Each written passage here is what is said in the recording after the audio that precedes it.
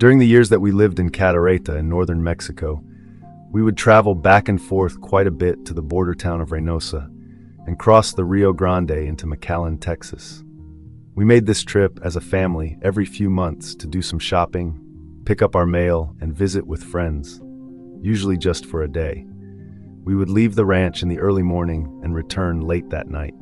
Sometimes we would tow a 40-foot travel trailer with us if we needed to bring in a lot of supplies or equipment to Mexico. The trailer was great for importing big appliances, boxes of Bibles, or used clothes, and other large things that were occasionally donated for our mission work. On one such routine border run with the trailer, we were returning to Cadereyta late at night. This was before the wide toll highway was built between the border and Monterrey, so we were on one of the narrow single-lane roads with no shoulder. Usually these trips were uneventful, and we just tried to stay awake behind the wheel and keep it between the ditches. But this night was different. Cruising along at normal speed, keeping an eye out for cattle wandering across the road, we were making good time, somewhere between the town of Saralvo and Cadereyta. After a while, it seemed strange to me that we hadn't seen another car on the road for quite some time. It was kind of eerie. Even in the middle of the night, there were usually truckers coming and going from the border. Dawn was dozing in the front seat.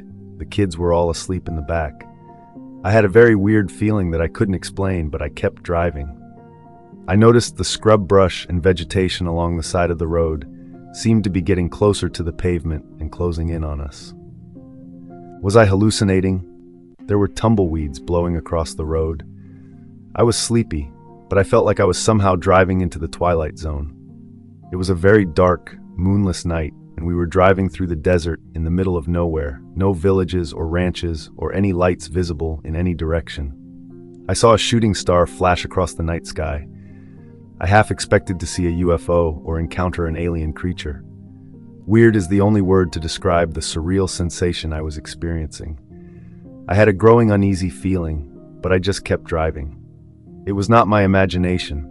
The grass and weeds were definitely creeping onto the pavement. The road ahead had a slight hill, and I decided to slow down as I approached the top. As I did, I noticed that someone had tied a small red ribbon to a branch of a mesquite tree on the left. That was weird. There was no shoulder to pull over, so I just stopped the van and got out. This is a dangerous thing to do, because a vehicle can rear-end you if they don't see you and can't slow down and stop in time. But there were no other vehicles on the road that night, so I took my chances. I got out and it was eerily quiet. I grabbed a flashlight and walked ahead to see what was over the hill. I shined the light ahead, and my heart skipped a beat.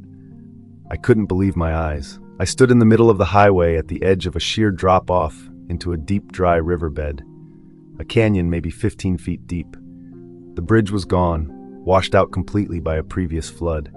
But there were no signs, no barricades, no warning, only a little ribbon tied to a tree a few feet away.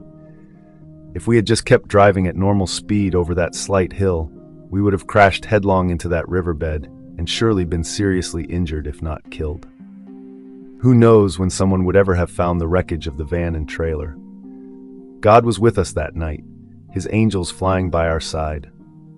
Apparently, we had somehow gotten onto an abandoned highway, one which I'm sure we had taken many times before without incident.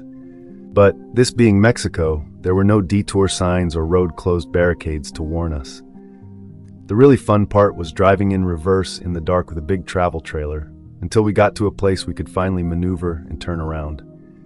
We had to backtrack for miles and take another route back to Cadereyta, but we finally made it home safely by morning, and by God's guiding grace, on the deserted desert highway through the Twilight Zone.